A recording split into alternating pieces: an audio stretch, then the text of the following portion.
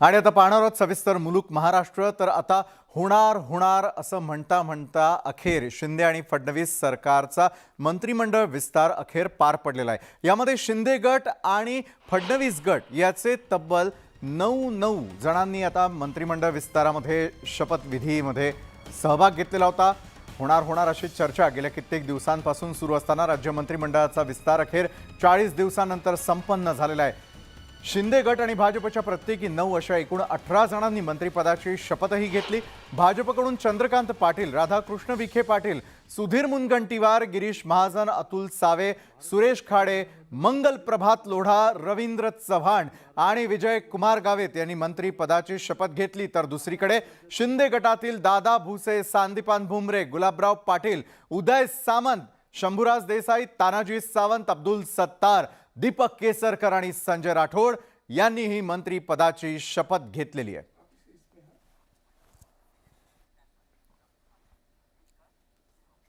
तर एकंदरीत जे आहे ते सरकार स्थापन होताना दिसतंय, त्यामध्ये असलेले मंत्रिमंडळ विस्तार झाल्यानंतरचे शपथविधी देखील पार पडलेले आहेत। मात्र कुणाचा या शपथविधी दरम्यान त्या ठिकाणी त्यांच्यावर जबाबदारी देण्यात आलेली होती, समावेश करण्यात आलेला होता, त्यावरती आपण नजर टाकणार आहोत। तर सरकार स्थापन होत असताना सुरुवातीला आपण भाजपनं कुणाला संधी दिली त्यावर एक नजर टाकतोय। टीम देवेंद्र फडणवीस म्हणून ओळखली जाते, मात्र यामध्ये आज पहिला शपथविधीमध्ये क्रमांक लावला तो राधाकृष्ण विखे पाटील यांनी, त्यानंतर दुसरा क्रमांक लागला तो ज्येष्ठ नेते सुधीर मुनगंटीवार आणि तिसरा क्रमांक चंद्रकांत पाटील यांचा, त्यानंतर समावेश झाला तो विजय कुमार गावित यांचा, त्यानंतर सरप्राईज एलिमेंट होतं ते म्हणजे सुरेश खाडे यांच्या नावाचा, आणि त्यानंतर गिरीश महाजन यांचा देखील आजच्या मंत्रिमंडळ विस्तारामध्ये समावेश झालेला होता। त्यानंतर रवींद्र चव्हाण मुंबईचे, त्यानंतर अतुल सावे आणि मंगल प्रभात लोढा यांनी देखील मंत्रिमंडळ विस्ताराच्या आज शपथविधीमध्ये समावेश झाल्यानंतर आनंद देखील व्यक्त केलेला होता। त्यानंतर आपण वळणार आहोत ते म्हणजे सरकार स्थापन होत असताना शिंदे सरकार म्हणजेच शिंदे गटाकडून सगळ्यात पहिला क्रमांक लागला तो गुलाबराव पाटील यांचा, त्यानंतर दादा भुसे आणि संजय राठोड वादातीत खरं तर त्यांचा शपथविधी आज दिवसभरामध्ये ठरलेला होता। हे 3 नावं झाल्यानंतर पुढचा समावेश झाला तो संदीपान भुमरे यांचा, उदय सामंत आणि तानाजी सावंत यांचा देखील या ठिकाणी जो आहे तो सरकार स्थापनेमध्ये मंत्रिमंडळ विस्तारामध्ये क्रमांक लागला। त्यानंतर अब्दुल सत्तार त्यांना देखील आज मंत्रिमंडळामध्ये समावेश होतो की नाही, कारण त्यांच्यावरती झालेल्या आदल्या दिवसाचे आरोप, कठीण समय हा अब्दुल सत्तारांसाठी त्यावेळेला निर्माण झालेला होता। दीपक केसरकर आणि शंभूराज देसाई अखेर अशा प्रकारे सरकार स्थापन होत असताना 9 जी आहेत ती नावं आपल्याला त्या ठिकाणी पाहायला मिळाली। बरं, ईडी सरकार म्हणजेच एकनाथ शिंदे आणि देवेंद्र फडणवीस सरकार यांच्या मंत्रिमंडळ विस्तारानंतर त्यांनी दिलेल्या प्रतिक्रिया अतिशय महत्त्वाच्या पाहूयात। मंत्रिमंडळाचा विस्तार कधी होणार तुम्ही सारखे विचारत होते। आज मंत्रिमंडळाचा विस्तार झालेला आहे आणि आज मंत्रिमंडळाच्या माध्यमातून आपापल्या विभागाचं चांगलं काम करतील। लोकाभिमुख कारभार या राज्याचा सर्वसामान्य माणसाला अपेक्षित असलेलं काम सरकार आणि शासन करेल। मंत्रिमंडळाचा विस्तार होत नाही अशा प्रकारे काही लोक बोलत होते। विस्तार झाला तर सरकार पडेल असं काही लोक म्हणत होते। विस्तारही झाला, सरकारही मजबूत आहे, काहीही प्रश्न उपस्थित झाला नाही। दुसरं, महिला मंत्री नाही असा जो आक्षेप आहे तो आक्षेप लवकरच दूर होईल आणि महिलांना योग्य प्रतिनिधित्व आमच्या मंत्रिमंडळात मिळेल। तर ईडी सरकारचा मंत्रिमंडळ विस्तार तर झाला, मात्र मंत्रिमंडळ विस्तार होत असताना या मंत्रिमंडळ विस्ताराची असलेली काही खास वैशिष्ट्य यावरती देखील नजर टाकणं हे अत्यंत महत्त्वाचं आहे। तर सुरुवातीला आपण पाहणार आहोत की ज्यावेळेला मंत्रिमंडळाचा विस्तार झाला, मंत्रिपदाचा अनुभव असलेल्यांनाच पुन्हा एकदा संधी मंत्रिमंडळामध्ये देण्यात आलेली आहे। त्यानंतर मंत्रिमंडळामध्ये एकाही नव्या चेहऱ्याला संधी देण्यात आलेली नाहीये, हे दुसरं आणि महत्त्वाचं वैशिष्ट्य या मंत्रिमंडळ विस्ताराचं। औरंगाबाद जिल्ह्याला 3 मंत्रिपदांची लॉटरी लागलेली आहे, तर उत्तर महाराष्ट्रामध्ये देखील 3 मंत्री देण्यात आलेले आहेत। समसमान संधी देण्याचा प्रयत्न तर करण्यात आलेला नाहीये, कारण कोकणामध्ये केसरकर आणि उदय सामंतांना मंत्रीपद देण्यात आलेलं आहे। प्रादेशिक समतोल राखण्याचा प्रयत्न यावेळेला करण्यात आलेला आहे। पहिल्या टप्प्यामध्ये अपक्षांना कुठल्याही प्रकारचं स्थान अद्यापपर्यंत मंत्रिमंडळ विस्तारात देण्यात आलेलं नाही, तर पहिल्या टप्प्यामध्ये मित्र पक्षांना देखील स्थान देण्यात आलेलं नाहीये। त्यामुळे थोडी सबुरी या अपक्ष आणि मित्र पक्षांना निश्चितच घ्यावी लागेल. तर मंत्रिमंडळामध्ये एकाही महिलेला स्थान देण्यात आलेलं नाहीये. यावरून देखील आजच्या मंत्रिमंडळ विस्तारावरती काही महिला आमदारांनी, काही प्रतिनिधींनी आपला थेटपणे जो आहे तो विरोध दर्शवलेला आहे. मागे पडलेल्या अब्दुल सत्तारांना मात्र मंत्रीपद मिळालं. मंत्रिमंडळ विस्तार होणार आहे हे कळल्यानंतर अब्दुल सत्तारांवरती काही आरोप करण्यात आलेले होते. त्यांच्या कुटुंबियांची नावं घेण्यात आलेली होती. मात्र अखेर मागे पडलेल्या अब्दुल सत्तारांना देखील आज मंत्रीपद मिळालंच. तर एकंदरीतच हा प्रादेशिक समतोल राखण्याचा प्रयत्न करत असताना कुठल्या कुठल्या विभागाला कुठल्या कुठल्या चेहऱ्यांनी त्या ठिकाणी प्रतिनिधित्व दिलेलं आहे त्यावरती देखील नजर टाकणं हे अत्यंत गरजेचं आहे. तर सुरुवातीला आपण पाहूयात शिंदे सरकारचा चेहरा पश्चिम महाराष्ट्रातनं कोण कोण ठरलेला आहे. तर चंद्रकांत पाटील, सुरेश खाडे आणि शंभूराजे देसाई पश्चिम महाराष्ट्रातले हे 3 चेहरे लाभलेले आहेत आजच्या शिंदे सरकारच्या होत असलेल्या शिंदे सरकारचा चेहरा म्हणून मंत्रिमंडळ विस्तारामध्ये हे 3 महत्वाचे चेहरे. पश्चिम महाराष्ट्रानंतर आपण वळणार आहोत उत्तर महाराष्ट्राकडे. उत्तर महाराष्ट्रामधून संधी मिळाली ती गिरीश महाजन यांना, राधाकृष्ण विखे पाटील आणि विजय कुमार गावित यांना देखील. तर दुसरीकडे उत्तर महाराष्ट्रातूनच गुलाबराव पाटील आणि दादा भुसे, गिरीश महाजन यांचा ज्यावेळेला थेटपणे मंत्रिमंडळामध्ये समावेश झालेला आहे त्यानंतर उत्तर महाराष्ट्राचं प्रतिनिधित्व करणारे हे महत्त्वपूर्ण 3 चेहरे आपण यावेळेला पाहतोय. त्यानंतर मराठवाड्यामधून शिंदे सरकारचा चेहरा म्हणून यावेळेला समोर आलेले आहेत ते म्हणजे अतुल सावे आणि संदीपान भुमरे.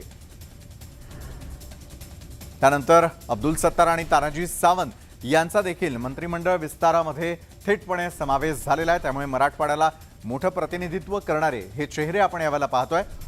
त्यानंतर विदर्भाची वेळ येते.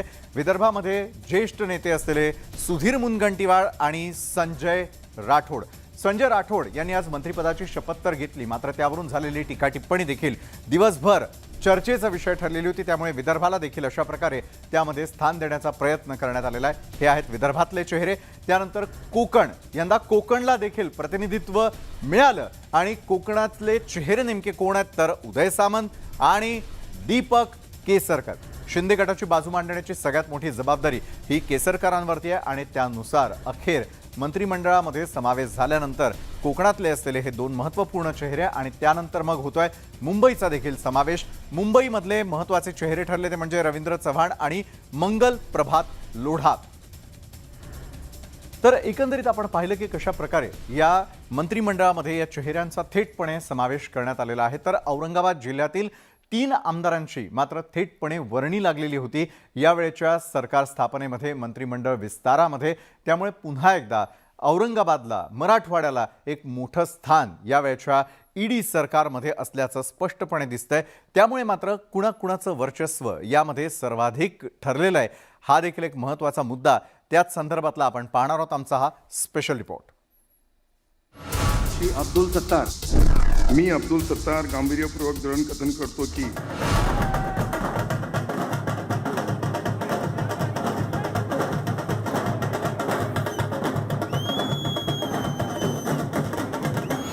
होनी को अनहोनी, अनहोनी को होनी अशीच असाट कामगिरी अब्दुल सत्तारांनी केली आहे.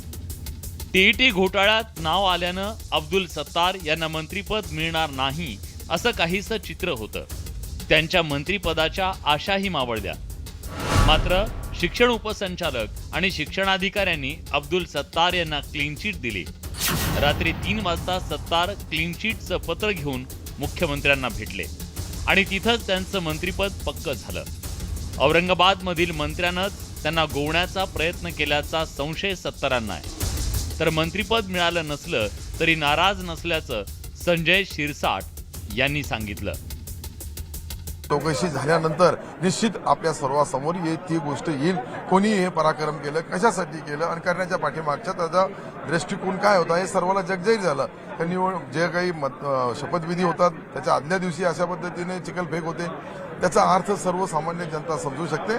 परंतु जे काही याची सत्यता बाहेर आल्यानंतर त्यांच्यावर निश्चित कडक कारवाई कायद्याने आम्ही करू. कुठेही नाराजी नाही याचा अर्थ. आमची कुठेही नाराजी नाही. शिंदे साहेबांचं नेतृत्व आम्हाला माहिती आहे आणि शिंदे साहेबच म्हणतात 50 लोकांचा मी मुख्यमंत्री, तुम्ही 50 लोक मुख्यमंत्री. अब्दुल सत्तार यांच्या मंत्रिपदामुळे जिल्ह्यातलं राजकीय चित्र बदलणार आहे. शिवसेनेचे ज्येष्ठ नेते चंद्रकांत खैरे आणि त्यांच्यात राजकीय संघर्ष अटळ मानला जातोय. सिल्लोडला लागून असलेल्या फुलंब्री, गंगापूर आणि वैजापूर विधानसभा मतदारसंघात सत्तारांचं वर्चस्व आहे. या मतदारसंघात सत्तार शिंदे गट वाढवण्याचा प्रयत्न करतील. मात्र सत्तारांना रोखण्यासाठी शिवसेनेनं सुद्धा तयारी केली. अशा प्रकारे भ्रष्टाचारी प्रवृत्तीचे लोक या मंत्रिमंडळात आहे. गद्दार तर आहेतच, पण तो भ्रष्टाचारी प्रवृत्तीचे सुद्धा हे लोक आहे. मला वाटतं सरकारने आगामी काळात आम्ही कशा पद्धतीनं भ्रष्टाचाराला प्रोत्साहन देणार आहे अशा पद्धतीनं संदेश या मंत्रिमंडळातून दिलेला आहे असं आम्ही समजतो. भारतीय संविधानाबद्दल जिल्ह्याला अब्दुल सत्तार, संदीपान भुमरे आणि अतुल सावे हे 3 मंत्री मिळाले. अब्दुल सत्तार लोकप्रियतेच्या जोरावर जिल्ह्यात वर्चस्व निर्माण करू शकतील. आजच्या मंत्रिमंडळ विस्तारामध्ये औरंगाबादला 3 कॅबिनेट आता निश्चित झालेले आहेत. त्यामध्ये अब्दुल सत्तारांचा नंबर लागल्यामुळं औरंगाबादेत शिवसेना आणि अब्दुल सत्तार यांच्यातला राजकीय संघर्ष आता अटळ आहे. सिल्लोड स्वतःच्या मुलासाठी सोडून सत्तारांना आता औरंगाबादमध्ये एक मतदारसंघ शोधायचा आहे. आता ते कॅबिनेट मंत्री झालेत आणि त्यातल्या त्यात जर त्यांना पालकमंत्रीपद भेटलं तर औरंगाबाद जिल्ह्यामध्ये किंवा शहरामध्ये त्यांच्या राजकीय घोडदौड रोखणारा कुणी असू शकणार नाही हे मात्र निश्चित. सुधीर जाधवसह सिद्धार्थ गोदाम, न्यूज 18 लोकमत, औरंगाबाद. तर राज्य मंत्रिमंडळाच्या संभाव्य खाते वाटपाची यादी न्यूज 18 लोकमतच्या हाती लागलेली आहे. संभाव्य यादीचा जर आपण विचार केला तर त्यामध्ये कुणाकुणाच्या नावाचा समावेश होतो ते तर आपण पाहणार आहोतच.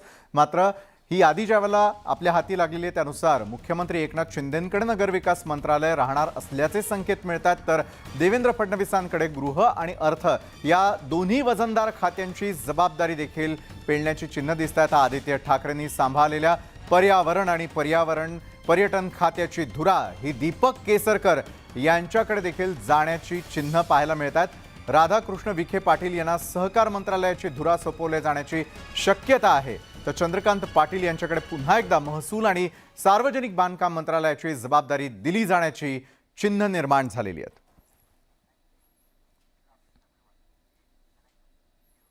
तर संभाव्य खाते वाटपासंदर्भातली जी यादी आहे ती आपल्या देखील हाती लागलेली आहे आणि त्याच अनुषंगाने आपण जाणून घेण्याचा प्रयत्न करणार आहोत की मंत्रिमंडळ विस्तार तर झालेला आहे, मात्र शपथविधी झाल्यानंतर कुणावरती कुठल्या प्रकारची जबाबदारी दिली जाऊ शकते ते. तर संभाव्य खाती आपण यावेळेला समजून घेण्याचा प्रयत्न करूयात. यामध्ये एकनाथ शिंदे हे मुख्यमंत्री आहे, मात्र त्यांच्याकडे नगर विकास मंत्री हे खातं. तर देवेंद्र फडणवीस यांच्याकडे गृह आणि त्याचबरोबर अर्थमंत्री म्हणून देखील त्यांच्याकडे ही 2 खाती जाण्याची शक्यता आहे. राधाकृष्ण विखे पाटील सहकार मंत्री असू शकतात. तर ऊर्जा आणि वनमंत्री पदाची जबाबदारी सुधीर मुनगंटीवार यांच्याकडे येण्याची शक्यता आहे. न्यूज 18 लोकमतच्या हाती लागलेल्या यादीनुसार पाहायला गेलं तर चंद्रकांत पाटील यांच्याकडे पुन्हा एकदा महसूल आणि सार्वजनिक बांधकाम मंत्री पद त्या ठिकाणी मिळण्याची शक्यता. आदिवासी विकास मंत्री म्हणून पुन्हा एकदा विजयकुमार गावित यांच्या नावावरती शिक्कामोर्तब होऊ शकतं. संभाव्य यादी आपण यावेळेला पाहतोय. जलसंपदा मंत्रीपदी गिरीश महाजन, तर पाणी पुरवठा मंत्री म्हणून गुलाबराव पाटील हे त्यामध्ये मंत्रिमंडळामध्ये ही जबाबदारी सोपवली जाण्याची त्यांच्यावरती शक्यता आहे. संभाव्य खाती ज्यावेळेला आपण पाहतोय त्यामध्ये पुन्हा एकदा कृषी मंत्रीपदी दादा भुसे, तर ग्रामविकास मंत्री म्हणून संजय राठोड, सामाजिक न्यायमंत्री सुरेश खाडे, रोजगार हमी मंत्री म्हणून संदीपान भुमरे यांच्याकडे ही जबाबदारी सोपवली जाऊ शकते. न्यूज 18 लोकमतच्या हाती ही संभाव्य खात्यांची यादी या क्षणाला आपण पाहतोय. उद्योग मंत्रीपद उदय सामंतांना, उच्च व तंत्र शिक्षण मंत्रीपदी तानाजी सावंत यांची हजेरी, तर गृहनिर्माणपदी रवींद्र चव्हाण आणि अल्पसंख्याक विकास मंत्री म्हणून अब्दुल सत्तार जे आहे त्यांच्याकडे ही जबाबदारी सोपवली जाऊ शकते. त्यानंतर पर्यटन आणि पर्यावरण मंत्री म्हणून दीपक केसरकर यांच्याकडे ही जबाबदारी दिली जाऊ शकते. आरोग्यमंत्रीपदी अतुल सावे, उत्पादन शुल्क मंत्रीपदी शंभूराज देसाई आणि राजशिष्टाचार विधी व न्याय मंत्री म्हणून मंगल प्रभात लोढा यांच्याकडे संभाव्य खात्यांची जबाबदारी जी आहे ती दिली जाऊ शकते. मात्र एक सगळ्यात महत्त्वाचा प्रश्न यानंतर निर्माण होतो की संभाव्य यादी पाहिल्यानंतर मात्र आज मंत्रिमंडळ विस्तार झाला. अनेकांनी शपथविधीमध्ये थेटपणे हजेरी लावली. पहिल्या टप्प्यातला जरी हा शपथविधी पार पडलेला असला त्यानंतर नंबर लागू शकतो तो मित्रपक्षांचा आणि अपक्षांचा. मात्र आज मंत्रिमंडळ विस्तार होत असताना कुठल्याही महिलेला संधी का देण्यात आली नाही यावरून मात्र राजकीय वातावरण हे चांगलंच तापल्याचं आपल्याला सगळ्यांना पाहायला मिळत आहे.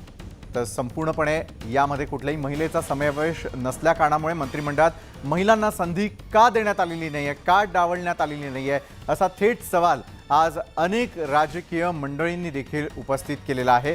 यामध्ये किशोरी पेडणेकर, सुप्रिया सुळे यांनी देखील थेटपणे सरकारवरती निशाणा साधला. मंत्रिमंडळात महिलांना स्थान का नाही याचा आवाजही आज बुलंद दिसला.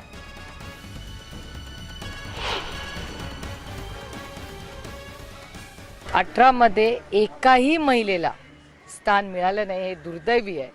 50% लोकसंख्या या देशात ही महिलांची आहे आणि 18मध्ये एकही महिलेला स्थान न देणं हे अतिशय आश्चर्य वाटण्यासारखं आहे, धक्कादायक आहे. आणि अनेक वेळा त्याच पक्षाच्या विचाराच्या लोकांची मतं येतात की महिलांनी जा, स्वयंपाकघरात जा, स्वयंपाक करा. तर हे त्यांचा फक्त त्यांच्या बोलण्यातून आणि कृतीतून दिसायला लागलंय की महिलांचा मान सन्मान हे करत नाही, हे त्यांच्या ह्या निर्णयातून दिसतंय. सगळ्या महिलांचा हा अपमान आहे, समस्त महिलांचा अपमान आहे. तुम्ही ज्या काही महिला तुमच्याबरोबर त्यातला एक तरी महिलेला न्याय दिला पाहिजे होता, का नाही दिला? त्यामुळे हा संपूर्ण आक्रोश महाराष्ट्राच्या सगळ्या महिलांचा हा होणारच. आजचं शोकांतिका म्हणजे आजच्या मंत्रिमंडळामध्ये एकही महिला नाही. तर अशा प्रकारे भाजपने जे केलेलं आहे त्याचा आम्ही निषेध करतो, धिक्कार करतो.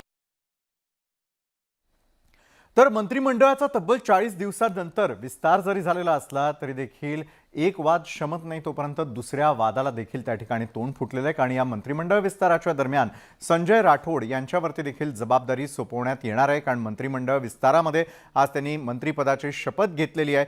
मात्र सुरुवातीलाच या विस्ताराला नाराजीचं ग्रहण लागलं. युवती मृत्यूला जबाबदार असल्याचा आरोप असलेले संजय राठोड यांचा समावेश केल्यानं प्रदेश भाजप उपाध्यक्षा चित्रा वाघ यांनी तीव्र नाराजी व्यक्त केलेली आहे. विरोधी पक्षात असताना वाघ यांनीच राठोड यांच्या विरोधात संघर्ष केलेला होता. आता शिंदे गटात असलेल्या राठोड यांचा पुन्हा एकदा समावेश करण्यात आलेला आहे. राठोड हे यापूर्वीही मंत्री होते, मात्र आरोपांनंतर त्यांना पद सोडावं लागलेलं होतं. आता चित्रा वाघ यांच्या नाराजीची दखल मुख्यमंत्री घेणार का, हा प्रश्न या निमित्तानं उपस्थित झालाय.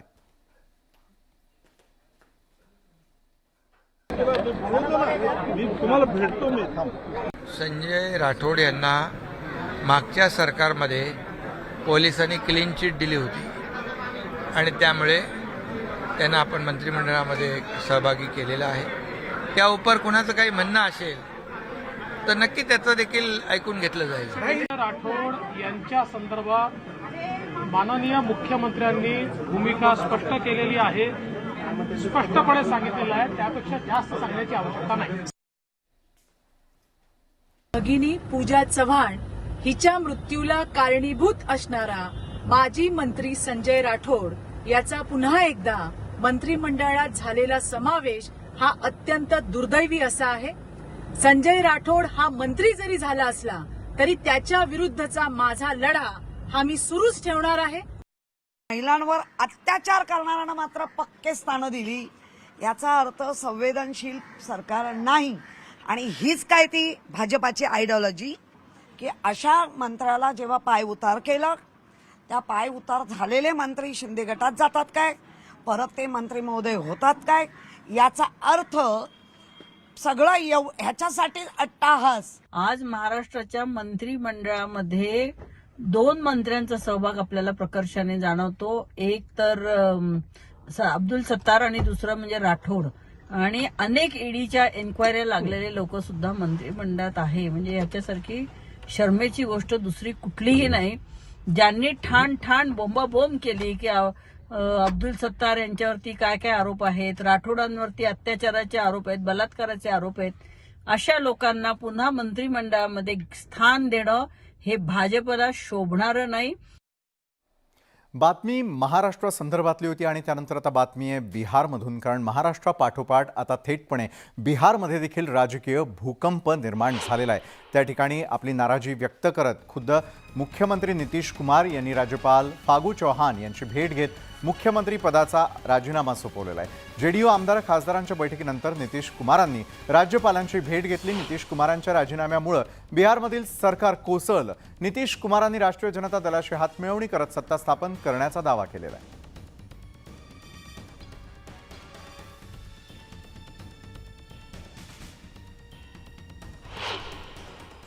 लोगों ने आज हमारे यहाँ 5 दलों की बैठक हुई महागठबंधन की और हमको जिम्मेवारी दी गई निर्णय लेने की।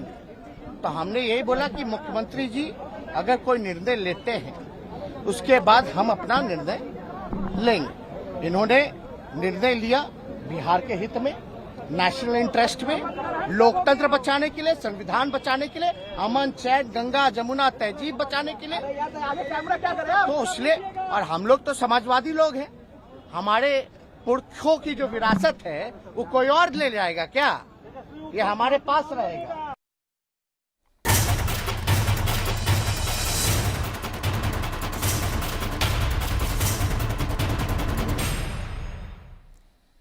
आणि आता पाहूयात मुलुख महाराष्ट्र सुपरफास्ट। प्रलंबित असलेला राज्य मंत्रिमंडळाचा विस्तार अखेर पार पडलाय। पहिल्या टप्प्यात 18 जणांना मंत्रिपदाची शपथ देण्यात आली आहे। भाजपकडून राधाकृष्ण विखे पाटील, गिरीश महाजन, चंद्रकांत पाटील, सुधीर मुनगंटीवार, सुरेश खाडे, अतुल सावे, रवींद्र चव्हाण, विजयकुमार गावित, मंगल प्रभात लोंढांना मंत्रिमंडळात स्थान देण्यात आलंय। मुख्यमंत्री एकनाथ शिंदे गटाकडून 9 जणांनी मंत्रिपदाची शपथ घेतली आहे। दादा भुसे, गुलाबराव पाटील, तानाजी सावंत, उदय सामंत, संदीपान भुमरे, अब्दुल सत्तार, दीपक केसरकर, शंभूराज देसाई, संजय राठोडांना मंत्रिपदाची शपथ देण्यात आली आहे। तर दुसरीकडे देवेंद्र फडणवीसांनी मविया सरकारवर टीका केली आहे। मंत्रिमंडळ विस्तार योग्य पद्धतीत झाला असून शिंदे फडणवीस सरकार मजबूत असल्याचं त्यांनी म्हटलंय। मंत्रिमंडळ विस्तारानंतर खाते वाटपावर सगळ्यांचं लक्ष लागलेलं असतानाच न्यूज 18 लोकमतच्या हाती संभाव्य खाते वाटपाची यादी आली आहे। त्यानुसार एकनाथ शिंदेंकडे नगर विकास मंत्रिपद, फडणवीसांकडे गृह आणि अर्थ खातं दिल्याची माहिती मिळतेय। चंद्रकांत पाटलांकडे महसूल तर विखे पाटलांकडे सहकार खातं सोपवलं जाण्याची शक्यता वर्तवली जाते आहे। महिलांना मंत्रिमंडळ विस्तारात स्थान न दिल्यानं राष्ट्रवादीच्या खासदार सुप्रिया सुळेंना टीका केली आहे। मंत्रिमंडळात महिलांना योग्य ते प्रतिनिधित्व मिळेल अशी अपेक्षा होती, मात्र एकाही महिलेला संधी मिळाली नाही, हे अतिशय खेदजनक आहे। राज्याच्या स्त्री शक्तीवर हा अन्याय आहे असं सुप्रिया सुळे म्हणाल्या। अखेर 39 दिवसानंतर शिंदे सरकारचा मंत्रिमंडळ विस्तार झालाय। एकूण 18 मंत्र्यांनी शपथ घेतली आहे, पण या मिनी मंत्रिमंडळामध्ये एकाही महिलेला स्थान देण्यात आलेलं नाही। त्यामुळे विरोधकांनी शिंदे सरकारवर नाराजी व्यक्त करत टीकास्त्र सोडलंय। संजय राठोड यांना शिंदे सरकारच्या मंत्रिमंडळात स्थान दिल्यानंतर किशोरी पेडणेकर आणि चित्रा वाघ आक्रमक झाल्यात। शिवसेना नेत्या किशोरी पेडणेकरांनी भाजप आणि संजय राठोड यांच्यावर टीकास्त्र डागलंय, तर चित्रा वाघ यांनीही संजय राठोड यांना मंत्रिमंडळात स्थान दिल्यामुळे सडकून टीका केली आहे।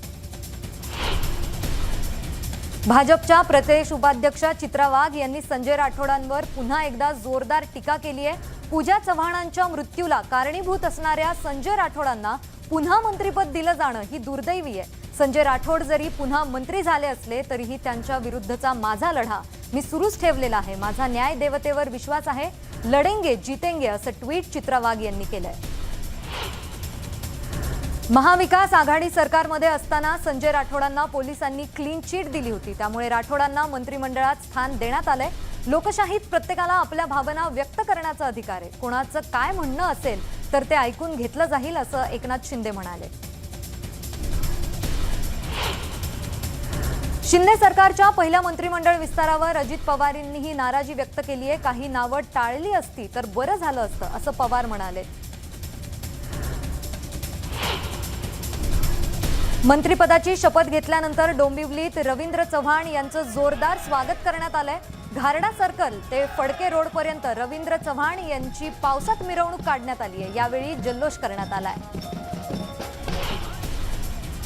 उदय सामंत यांनी कॅबिनेट मंत्रिपदाची शपथ घेतली आहे। यानंतर सामंतांच्या मतदारसंघात जल्लोष करण्यात आलाय। सामंतांच्या कार्यकर्त्यांनी फटाके वाजवून आणि पेढे वाटून आनंद साजरा केला। यावेळी उदय सामंतांच्या समर्थनार्थ कार्यकर्त्यांनी घोषणाबाजी केली। माजी मंत्री तथा आमदार गिरीश महाजन यांचा आज मुंबईत शपथविधी झाला। यावेळी जळगाव जिल्ह्यातील त्यांच्या कार्यालयात मोठ्या स्क्रीनवर न्यूज 18 लोकमतच्या माध्यमातून सर्व मंत्र्यांचा शपथविधी पाहण्यात आला। यावेळी भाजप पदाधिकाऱ्यांच्या उपस्थितीत फटाके फोडून ढोल ताशांच्या गजरात आनंद उत्सव व पेढे वाटप करून आनंद उत्सव साजरा करण्यात आला। तानाजी सावंत यांनी मंत्रिपदाची शपथ घेतल्यानंतर बीडमध्ये जल्लोष साजरा करण्यात आलाय। शहरातून मोटरसायकल रॅली काढण्यात आली। महादेव मंदिरात दुग्धाभिषेक, शिवाजी महाराज चौकात फटाके फोडून आनंद उत्सव साजरा करण्यात आलाय। संजय राठोड यांना पुन्हा एकदा मंत्रिपद दिल्यानं हिंगोलीत जल्लोष करण्यात आलाय। शहरातील गांधी चौक भागात बंजारा समाज बांधवांनी एकत्रित येत फटाके फोडून जल्लोष साजरा केला। राज्य सरकारमध्ये बंजारा समाजाला संधी मिळाल्यानं समाजाला न्याय मिळेल अशी भावना कार्यकर्त्यांनी यावेळी व्यक्त केली आहे। यवतमाळच्या दारव्हा दिग्रस मतदारसंघाचे संजय राठोड यांनी मंत्रिपदाची शपथ घेतली। त्यानंतर राठोड यांच्या कार्यकर्त्यांनी जनसंपर्क कार्यालयात एकमेकांना पेढे भरवून आनंद साजरा केलाय। यावेळी कार्यकर्त्यांनी संजय राठोड यांच्या समर्थनार्थ घोषणाबाजी केली। संजय राठोड यांनी मंत्रिपदाची शपथ घेतल्यानंतर पोहरादेवी येथील मंदिर परिसरात समाज बांधवांनी जल्लोष केलाय। कार्यकर्त्यांनी यावेळी फटाके फोडून आनंद उत्सव साजरा केलाय। राधाकृष्ण विखे पाटील यांनी मंत्रिमंडळ विस्तारात पहिल्या क्रमांकावर शपथ घेतली आहे। त्यामुळे नगरमध्ये कार्यकर्त्यांनी मोठा जल्लोष साजरा केला। उत्साही कार्यकर्त्यांनी यावेळी फटाक्यांची आतषबाजी करत आनंद व्यक्त केला। राज्यात मंत्रिमंडळ विस्तार झाल्यानंतर धुळ्यात शिंदे गटाकडून जल्लोष साजरा करण्यात आला। दादा भुसे, गुलाबराव पाटील यांच्यासह अब्दुल सत्तार यांना मंत्रिमंडळात स्थान मिळाल्यानं कार्यकर्त्यांनी एकच जल्लोष केलाय। गिरीश महाजन यांनी मंत्रिपदाची शपथ घेतल्यानंतर वरण गावात भाजपकडून जोरदार जल्लोष करण्यात आला। महाजन यांना मंत्रिपद मिळाल्यानं आता जिल्ह्याचा विकास होईल असा विश्वास माजी नगरसेवकांसह नागरिकांनी व्यक्त केला। राज्य मंत्रिमंडळाच्या विस्तारावर माजी मंत्री आणि काँग्रेस नेत्या यशोमती ठाकूर यांनी टीका केली आहे। मंत्रिमंडळ विस्तारात एकाही महिलेचा समावेश नाही याचं आश्चर्य वाटतं असं त्या म्हणाल्या। तसंच शिंदे फडणवीस सरकारमधील मंत्री वॉशिंग पावडरने धुतले आहेत का असाही प्रश्न त्यांनी विचारला। देशात स्वातंत्र्याचा अमृत महोत्सव साजरा होत असताना देशाच्या सर्वोच्च स्थानी आदिवासी महिलेला संधी दिली जाते, तर दुसरीकडे राज्यात शिंदे फडणवीस सरकारच्या मंत्रिमंडळाच्या विस्तारात महिलांना स्थान दिलं जात नाही हे दुर्दैव असल्याची बोचरी टीका महिला आयोगाच्या अध्यक्ष रुपाली चाकणकर यांनी केली आहे।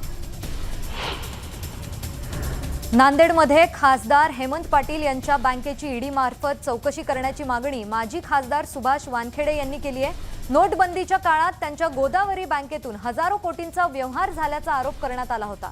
त्यामुळे त्यांच्या बँकेची चौकशी करण्याची मागणी वानखेडेंनी केली आहे। शहादा तालुक्यात गेली अनेक वर्षांपासून ग्रामीण रुग्णालयच नसल्याने रुग्णांची मोठी गैरसोय होतीये। शहादा नगरपालिकेच्या मोडकळीस आलेल्या इमारतीमध्ये ग्रामीण रुग्णालय कसं तरी सुरू आहे। अशात कोट्यवधी रुपये खर्च करून बांधलेल्या ग्रामीण रुग्णालयाची इमारत गेले 6 महिने उद्घाटनाच्या प्रतीक्षेत आहे। यावर ग्रामस्थांनी संताप व्यक्त केला आहे। बुलडाण्यातील सामान्य रुग्णालयातील कोरोना वॉर्डमध्ये कोरोना संशयित रुग्णाचा मृत्यू झालाय। नगर भागातील 70 वर्षीय वृद्धाला कोरोनाची लक्षणं दिसत असल्यानं त्यांना रुग्णालयात नेण्यात आलं होतं। मात्र उपचारादरम्यान त्यांचा मृत्यू झाल्यानं एकच खळबळ उडाली असून रुग्णालय प्रशासन सतर्क झालंय। बुलडाणा जिल्ह्यात शिक्षकांची भरती झालेली नसल्यानं विद्यार्थ्यांचं शैक्षणिक नुकसान होतंय। जिल्ह्यात मराठी आणि उर्दू शाळांमध्ये 321 शिक्षकांची पदं रिक्त आहेत, तर मुख्याध्यापकांच्या 429 मंजूर पदांपैकी 168 पद रिक्त आहेत। त्यामुळे पालक आणि विद्यार्थी आंदोलन करतायत। उस्मानाबादच्या तुळजापुरात छत्रपती संभाजीराजे यांच्या स्वराज्य संघटनेचा मेळावा संपन्न झाला। विस्थापितांच्या न्यायासाठी स्वराज्य संघटना आहे, आम्हाला डिवचल्यास भविष्यात राजकीय पक्ष निर्माण करू अशी घोषणा छत्रपती संभाजीराजे यांनी केली। यावेळी तुळजापूर शहरात रॅली काढत शक्ती प्रदर्शन करण्यात आलं। बीडच्या माजलगाव तालुक्यातील राजेवाडी इथला जुना बंधारा मोडकळीस आला। या संदर्भात वारंवार निवेदन देऊनही बंधाऱ्याचा प्रश्न सुटलेला नाहीये। त्यामुळे बंधारा लवकरात लवकर दुरुस्त करा, अन्यथा उग्र आंदोलन केलं जाईल असा इशारा गावकऱ्यांनी दिलाय। मावळ कोथुर्डी इथल्या एका 7 वर्षीय मुलीवर लैंगिक अत्याचार करून हत्या करण्यात आली होती। हा धक्कादायक घटनेप्रकरणी आरोपी तेजस दवळीला अटक करण्यात आली आहे. मात्र आरोपीला फाशीची शिक्षा देण्याच्या मागणीसाठी पिंपरीतील नागरिक रस्त्यावर उतरले होते. मुंबई अहमदाबाद महामार्गावरील चारोटी उड्डाणपुलावर बसचा अपघात झाला. उभ्या असलेल्या ट्रकला खासगी बसनं जोरदार धडक दिली. यात बस चालक गंभीर जखमी झालाय, तर बसमधील इतर 5 ते 6 जण किरकोळ जखमी झाली आहेत. जखमींवर कासा उपजिल्हा रुग्णालयात उपचार सुरू आहेत. बीडच्या केज तालुक्यातील रस्त्यांची मोठी दुरावस्था झाली आहे. हे खराब रस्ते तात्काळ दुरुस्त करण्याच्या मागणीसाठी स्वाभिमानी शेतकरी संघटनेच्या वतीनं तब्बल 1 तास रास्ता रोको करण्यात आला. पुढील 15 दिवस रस्ते दुरुस्ती करा, अन्यथा अधिक तीव्र आंदोलनाचा इशारा यावेळी आंदोलकांनी दिलाय. अकोल्यातील बाळापूरमधील मन नदीपात्रात सकाळच्या सुमारास एका 73 वर्षीय महिलेचा मृतदेह नागरिकांना आढळून आला. यावेळी बचाव पथकाच्या मदतीने या वृद्ध महिलेचा मृतदेह बाहेर काढण्यात आला. या प्रकरणी आता पोलिसांकडून अधिक तपास सुरू आहे.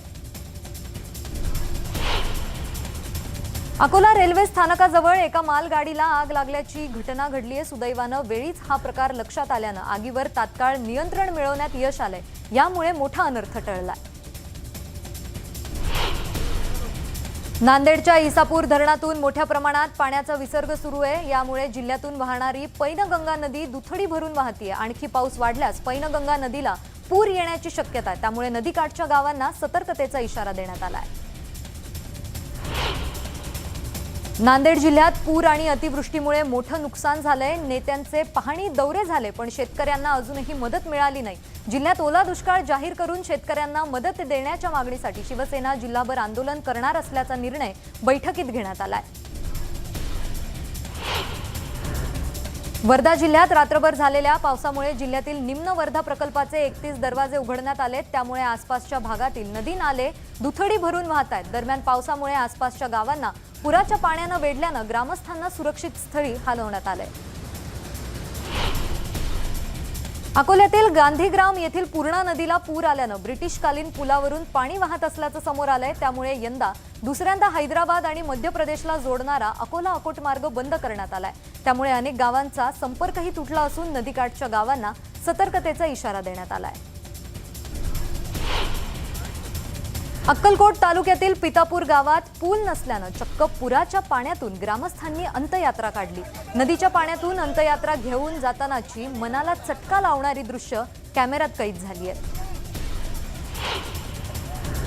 नांदेड जिल्ह्यातील नायगाव तालुक्यात हरणाच्या कळपांनी शेतीचं नुकसान केलंय. खोटाळा, कांडाळा, मरवाळी, खंडगाव मधील शेतकरी या हरणांमुळे त्रस्त झालेत. वन विभागाने लवकरात लवकर हरणांचा बंदोबस्त करावा अशी मागणी शेतकऱ्यांनी केली आहे. यवतमाळ जिल्ह्याच्या मेजदा गावात ढगफुटीसारखा पाऊस झालाय. या पावसानं गावातील शेतकऱ्यांची शेकडो एकर जमीन पिकांसह खरडून गेली. त्यामुळे येणाऱ्या 10 वर्षात या शेतात पीक घेता येणार नाही अशी स्थिती निर्माण झाली आहे. गावाचे आणि शेतीचे सर्वेक्षण करावे आणि नुकसान भरपाई देण्यात यावी अशी मागणी गावकऱ्यांनी केली आहे. स्वातंत्र्याच्या अमृत महोत्सवानिमित्त हिंगोली शहरात शालेय विद्यार्थ्यांनी रॅली काढली. शहरातील विविध शाळेतील शालेय विद्यार्थी आणि विद्यार्थिनींना हातात तिरंगा ध्वज घेऊन या रॅलीमध्ये सहभाग घेतलाय. भारतीय स्वातंत्र्याला यंदा 75 वर्ष पूर्ण होत असल्यानं चिखली भाजपच्या वतीनं क्रांती दिनानिमित्त 75 मीटर लांब तिरंग्यासह प्रभात फेरीचं आयोजन करण्यात आलं होतं. हर घर तिरंगा अभियानासह या प्रभात फेरीचा शुभारंभ राजा टॉवर येथून आमदार श्वेता पाटील यांच्या हस्ते झाला. वाशिम शहरातील मी वाशिमकर ग्रुपच्या वतीनं क्रांती दिनानिमित्त छत्रपती शिवाजी महाराज चौकात सामूहिक राष्ट्रगीत गायन सादर करण्यात आलं. या निमित्ताने स्वातंत्र्य लढ्यातील क्रांतीवीरांना अभिवादन करण्यात आलं. वर्धा प्रदेश काँग्रेसच्या वतीनं 9 ते 15 ऑगस्ट या दरम्यान आझादी गौरव झेंडा महोत्सव साजरा करण्यात येत आहे. या निमित्तानं सेवाग्राम ते वर्धा पदयात्रा काढण्यात आली. यावेळी केंद्र सरकारच्या विरोधात घोषणाबाजी करत कार्यकर्त्यांनी निषेध केलाय. क्रांती दिनाच्या निमित्तानं अकोले तालुक्यात मोठा उत्साह पाहायला मिळाला. यावेळी राजूर शहरातून आदिवासी संस्कृतीचं दर्शन घडवणारी भव्य मिरवणूक काढण्यात आली. यात शेकडो आदिवासी बांधव सहभागी झाले होते. पोलिसांनी केलेल्या गोळीबारात 3 शेतकरी शहीद झाले होते. 11 वर्षांपूर्वी क्रांती दिनी त्यांनी आंदोलन केलं होतं. त्यांना श्रद्धांजली वाहण्यासाठी पवना नगर इथं नागरिकांनी पायी रॅली काढली. माजी राज्यमंत्री बाळा भेगडेही उपस्थित होते. क्रांती दिनानिमित्त संगमनेरमध्ये काँग्रेस नेते बाळासाहेब थोरात यांच्या उपस्थितीत आझादी गौरव पदयात्रा काढण्यात आली होती. स्वातंत्र्यानंतर गेल्या 70 वर्षात राज्यघटनेवर आधारित लोकशाही जोपासली गेली, मात्र आत्ताचं चित्र वेगळं असून राज्यघटना बदलली जाते की काय असा प्रश्न उपस्थित होत असल्याचं थोरात यांनी म्हटलंय.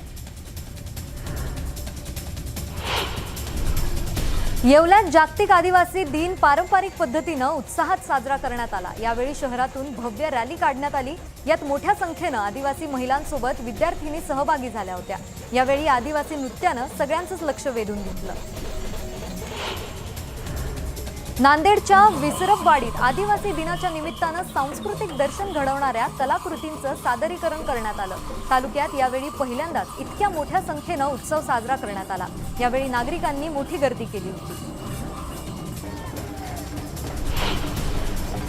जळगावातील छत्रपती शिवाजी महाराज चौकातून राजगौंड आदिवासी समाजाच्या वतीनं जागतिक आदिवासी दिवस उत्साहात साजरा करण्यात आला. आज जळगावातील GS ग्राउंड इथं एकत्रित येत शहरातून भव्य मिरवणूक काढण्यात आली. मावळात पवना जलवाहिनीसाठी 9 ऑगस्ट 2011ला गोळीबार झाला होता. त्यात 3 शेतकऱ्यांचा बळी गेला होता. आज त्या घटनेला 11 वर्ष झाली. या पवना बंदिस्त जलवाहिनीच्या आंदोलनामध्ये शहीद झालेल्या शेतकऱ्यांच्या स्मृतींना अभिवादन करण्यात आलं. शिवसेनेकडून त्यांना श्रद्धांजलीही अर्पण करण्यात आली. मुक्ताईनगर तालुक्यातील निमखेडीत नायब सुभेदार विपिन खर्चे यांच्यावर शासकीय इतमामात अंत्यसंस्कार करण्यात आले. सैन्य दलात सेवा बजावताना त्यांना वीर मरण आलं होतं. आज त्यांना अखेरचा निरोप देण्यासाठी हजारोंचा जनसागर लोटला होता. मराठी चित्रपटसृष्टीमधील प्रसिद्ध अभिनेते प्रदीप पटवर्धन यांचं सकाळी हृदयविकाराच्या तीव्र झटक्यानं निधन झालंय. 65व्या वर्षी त्यांनी राहत्या घरी अखेरचा श्वास घेतलाय. नाटक, मालिका आणि सिनेमा या सर्वच क्षेत्रात त्यांनी अभिनयाचा ठसा उमटवलाय. आणि आता पाहूयात एक सविस्तर बातमी. नागपूरमध्ये संघ संचालक मोहन भागवत यांनी महत्त्वाचं विधान केलंय. संघ देश चालवायचा ठेका घेणार नाही असं मोहन भागवत म्हणाले. जनता ही देश चालवायचा ठेका कधी एकाला तर कधी दुसऱ्याला देते.